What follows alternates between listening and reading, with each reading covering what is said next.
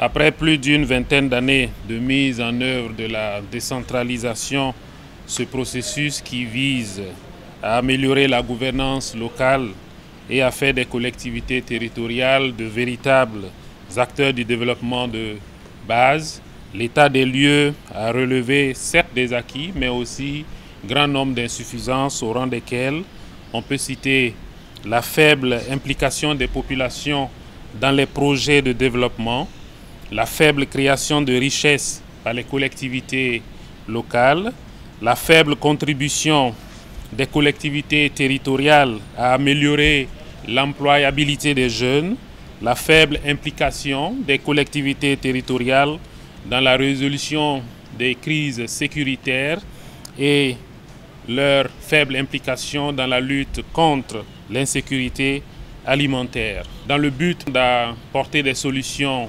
à ces insuffisances, constatez que le gouvernement a décidé de relire la loi numéro 55/2004 portant Code général des collectivités territoriales.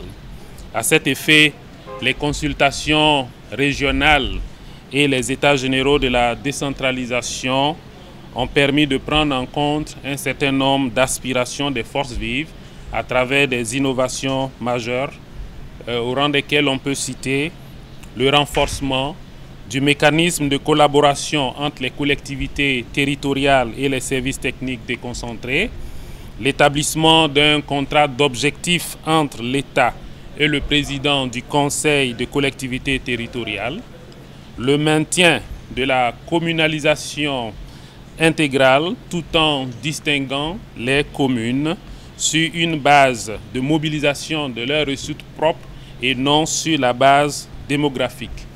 Ainsi, il a institué 3 types de communes. La commune de moyen exercice, avec des ressources budgétaires propres annuelles inférieures à 50 millions de francs CFA. La commune de plein exercice, avec un budget propre annuel supérieur à 50 millions de francs CFA, mais inférieur à 5 milliards. Et la commune à statut particulier, avec un budget annuel propre égal ou supérieur à 5 milliards. Il faut préciser que les communes de moyen exercice seront placées sous délégation spéciale avec des présidents nommés.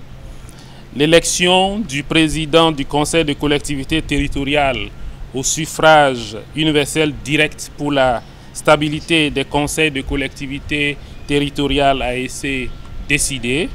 La prise en compte des autres acteurs au lieu de se limiter seulement aux élus a également été décidée par le Conseil des ministres. Il faut aussi noter comme innovation majeure la réduction du nombre de conseillers municipaux et régionaux afin d'améliorer le fonctionnement des collectivités territoriales et de réduire leurs coûts de fonctionnement. Ainsi, on peut citer par exemple pour les communes de moyen exercice qui seront placées sous délégation spéciale, le nombre de 8 animateurs au niveau de ces communes. On peut dire que les communes de plein exercice seront animées par 20 acteurs. Les communes à statut particulier de Ouagadougou et de Bobo-Dioulasso auront, en fonction du nombre d'arrondissements, un certain nombre très clair. Il faut dire 37 pour Ouaga et 22 pour Bobo. Les arrondissements auront 16 conseillers et le conseil régional 15. Il faut aussi préciser que les compétences transférées des départements ont été revues.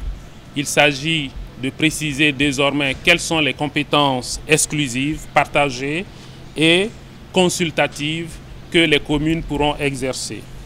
Il y a également un réaménagement au niveau des commissions permanentes des communes, auxquelles s'ajoute une commission qui va s'appeler la commission sécurité et défense civile.